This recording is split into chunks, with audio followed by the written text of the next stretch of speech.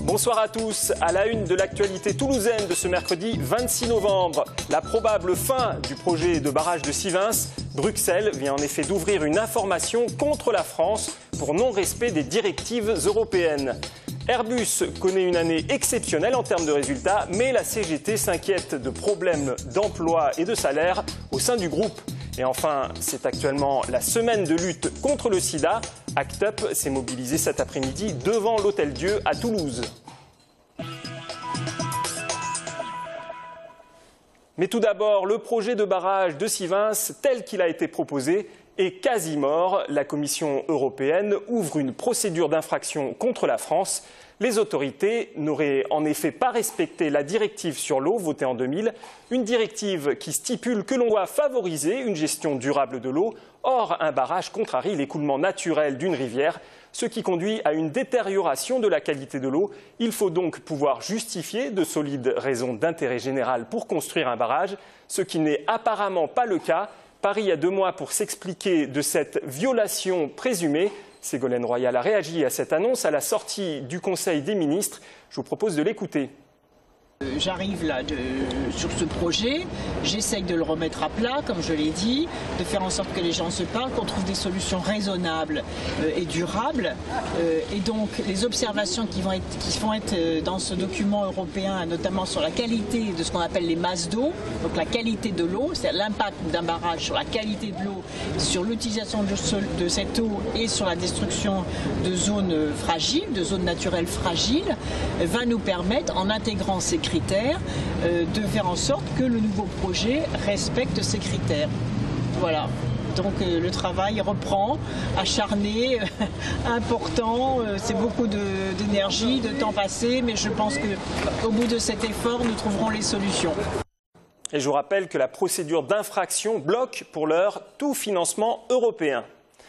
Des militants d'ACT UP ont manifesté cet après-midi devant l'Hôtel-Dieu, une action dans le cadre de la semaine de lutte contre le sida. Ces militants sont venus demander des explications aux responsables des hôpitaux de Toulouse concernant l'avenir de la prise en charge des malades du sida. On écoute Guy Molinier au micro d'Alain Sorat et de Julie Girier-Dufournier.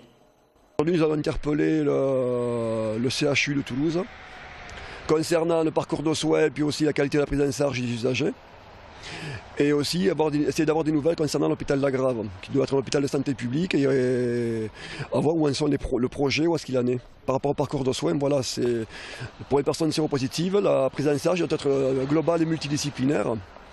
Et on est inquiet avec les politiques de santé actuelles, qui sont une politique d'austérité, qui prévoit par exemple des suppressions de postes au sein de l'hôpital public, donc il va mettre le personnel soignant dans des conditions de travail assez difficiles et qui risque de nuire à la qualité de la prise en charge aussi. Et les manifestants ont été reçus par une responsable du CHU. Elle leur a annoncé une bonne nouvelle, un centre de santé sexuelle devrait ouvrir à Toulouse en 2015. Airbus vient de connaître une année exceptionnelle. Les prises de commandes du groupe ont atteint près de 79 millions d'euros sur les 9 premiers mois de l'année. L'industrie aéronautique représente plus de 80% des emplois en Midi-Pyrénées. Pour autant, tout n'est pas rose et la CGT Airbus a souhaité attirer l'attention aujourd'hui sur des problèmes de salaire et d'emploi au sein d'Airbus Group. Sophie Voinis. Fin 2013, Airbus annonçait une année record et déclarait même avoir dépassé ses objectifs commerciaux avec 626 appareils livrés à 93 clients et 1619 commandes brutes. Si 2013 avait été l'année de tous les records, 2014 devrait être du même acabit. Avec 10 années de carnet de commandes remplis, l'avenir pourrait s'annoncer radieux, mais la CGT, qui tirait déjà la sonnette d'alarme l'an dernier à la même époque, rappelle que l'absence de nouveaux programmes va entraîner une baisse d'activité de 25% dans les bureaux d'études, ce que Tom Enders avait d'ailleurs annoncé fin 2013, et ça a bien commencé ici à Toulouse. Chez nous, c'est une baisse d'effectifs. Constante depuis le début de l'année 2014, qui va correspondre à une baisse du chiffre d'affaires avec Airbus. On a une baisse du chiffre d'affaires d'Airbus qui est d'environ 12%. Ouais. Et on voit que les effectifs sont calés pour arriver à une baisse équivalente sur Toulouse. Et c'est plutôt les CDI qui sont terminés, donc soit par des missions, plus ou moins contraintes, soit des ruptures conventionnelles, un peu pareil, et puis soit on pousse les gens à la mobilité, et puis s'ils refusent, comme ils ne respectent pas la clause de mobilité de leur contrat de travail, ils seront licenciés, quoi. Airbus a fait donc pendant 15 ans des nouveaux programmes, donc le bureau d'études a énormément grossi, et d'un seul coup, il y a une rupture dans la politique industrielle d'Airbus, il y a une rupture sur sa vision de l'avenir, et donc il faudrait que les sous-traitants jouent cette différence et fassent en fait le tampon. Ça, c'est pas possible, c'est-à-dire ces emplois qui vont être sacrifiés. Et au sein d'Airbus, c'est pareil, on a beaucoup embauché au sein du bureau d'études, et aujourd'hui, on ne sait plus quoi faire des ingénieurs. Et pourtant, de nouveaux programmes, il y en a dans les tiroirs. D'après la CGT, l'amélioration du programme A380, le Beluga version 330, l'A330 Neo et surtout l'ATR 90 places, projet sur lequel les concurrents Embraer ou Bombardier ont déjà bien avancé. Au fond, ce que demande la CGT, c'est qu'Airbus poursuive son leadership sur l'innovation. D'après les syndicats, l'avionneur a une grande responsabilité sociale par rapport à sa stratégie industrielle. La CGT dénonce une vision du futur en berne. Autre fait pointé du doigt aujourd'hui, l'augmentation de 50% des 10 plus gros salaires d'Airbus. La moyenne de ces salaires équivaudrait à 18 fois le salaire d'un ouvrier. Les syndicats demandent toujours la tenue d'états généraux de l'industrie aéronautique pour faire le point sur cette situation de l'emploi très rapidement. Depuis une semaine, un site de financement participatif toulousain, WeSeed, fait le buzz. Il propose de racheter l'aéroport de Toulouse-Blagnac, ou du moins une fraction des parts de l'État. Une opération plus compliquée que ce qu'il n'y paraît. François Guin a essayé de démêler le vrai du faux. Rachetons l'aéroport de Toulouse. Sur le site de WeSeed, l'image est séduisante, le détail de l'offre sommaire. Dans les faits, plutôt qu'un rachat à 100%, WeSeed propose de garder le contrôle sur Toulouse-Blagnac en acquérant 10% des parts, propriété de l'État. Objectif, réunir 20 à 30 millions d'euros pour être crédible. Aujourd'hui, les intentions se portent à 17 millions provenant de 7000 particuliers.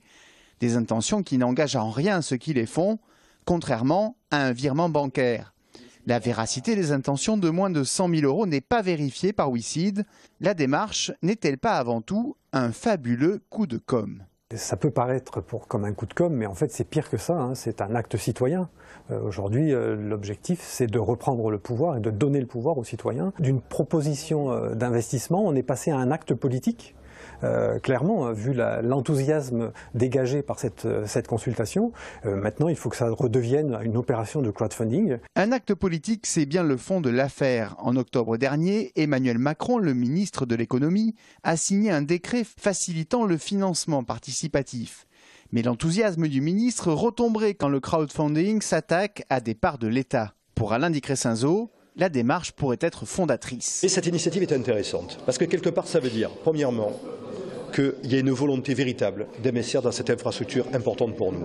Aujourd'hui, franchement, on n'est pas dans le timing, mais moi j'ai bien noté ce que WeSeed pouvait faire là-dessus. Pour WeSeed, quoi qu'il arrive, le coup est déjà gagnant. BFM, M6, France Télé, le battage médiatique est énorme, une pub inestimable. Le site comptabilise 50 000 visiteurs uniques depuis la parution de l'offre et le nombre d'inscrits par jour a plus que doublé sur la plateforme. Le marché du crowdfunding est très concurrentiel avec 60 structures déjà existantes en France. Assurer son décollage avec Toulouse-Blagnac, il suffisait d'y penser. Et je vous rappelle que cette opération ne serait possible que si l'État vendait 10% supplémentaires de ses parts à d'autres entités que les collectivités territoriales actionnaires. Il y a 40 ans, Simone Veil, alors ministre de la Santé, montait à la tribune de l'Assemblée nationale pour présenter une loi légalisant l'avortement. C'est aujourd'hui l'anniversaire de ce texte historique, texte qui aura nécessité 3 jours et 2 nuits de débats acharnés avant son adoption, le 29 novembre 1974. 4 décennies plus tard, le sujet est toujours aussi sensible. Une association a décidé de poursuivre l'aide apportée aux femmes en répertoriant les lieux qui pratiquent les interruptions de grossesse. Marie Larpoint. Nous ne pouvons plus fermer les yeux sur les 300 000 avortements qui chaque année mutilent les femmes de ce pays. Avec ces mots, Simone Veil s'adresse en 1974 à une Assemblée nationale composée de 481 hommes et 9 femmes. Elle veut faire entendre le droit des femmes à disposer de leur corps. Elle y parvient 3 jours plus tard grâce au vote des députés centristes et de la gauche. 284 voix pour et 189 contre. La loi promulguée le 17 janvier 1975 détermine avec précision les conditions d'interruption médicale de grossesse et dépénalise l'interruption volontaire de grossesse. Aujourd'hui, l'IVG est un droit pour les femmes. Elle n'en est pas moins un parcours du combattant. Restait pour les femmes la difficulté de trouver où avorter. Pour leur venir en aide, l'association Revo a lancé le site IVG les adresses. Les femmes peuvent désormais trouver les coordonnées des praticiens qui réalisent les IVG en fonction notamment de la méthode appliquée, que l'IVG soit médicamenteuse ou chirurgicale. Créé en 2013 en Île-de-France, le réseau IVG les adresses s'étend désormais à 4 régions pilotes, dont Midi-Pyrénées. Le site ayant vocation à s'étendre à l'ensemble du territoire français. Et sachez que cet après-midi, les députés ont adopté une résolution réaffirmant ce droit fondamental. Conseil municipal houleux hier soir à Montauban. Un journaliste a été expulsé manu militari alors qu'il était en train de filmer les débats sur la question de l'avenir des festivals de la ville. La mairesse Brigitte Barège lui avait auparavant signifié l'interdiction d'enregistrer la séance. Il lui avait demandé de quitter la salle. Le journaliste de Network Visio, Michel Lecomte, a refusé d'obtempérer et a été raccompagné de manière forcée. Des journalistes qui ont alors voulu filmer la scène en ont été empêchés par le personnel de mairie. Les conseillers d'opposition ont quitté la séance indignés. Michel Lecomte a porté plainte pour non-respect du droit de la presse et violence volontaire en réunion. À l'occasion de la 2e journée mondiale contre le gavage, le collectif L214 a mené une action choc cet après-midi rue Alsace-Lorraine. Une quinzaine de militants ont mis en scène un canard mort, victime de gavage, gisant sur un drapeau français. À moins d'un mois des fêtes de Noël, ils souhaitent sensibiliser les Toulousains à cette pratique controversée, interdite dans de nombreux pays. 75% du foie gras mondial vient de France. Les militants ont également montré que l'on pouvait remplacer ce produit par du pâté végétal.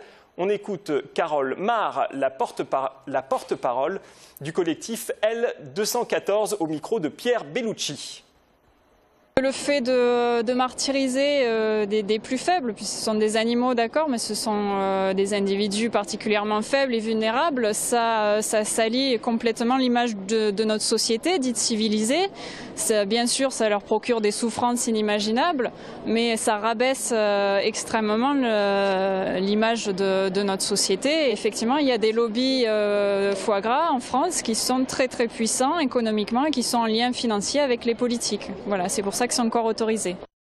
La compagnie toulousaine de cirque Les Acrostiches souffle ses 20 bougies, un anniversaire fêté sur les planches de la grainerie pendant un mois. 2 spectacles emblématiques y sont présentés. Le cabaret qui regroupe leurs meilleurs numéros et C'est quoi ce cirque ? Nous en voyons quelques extraits et c'est la fin de ce journal. Vous pourrez retrouver demain Marie Larpan à 19 h. Excellente soirée à tous.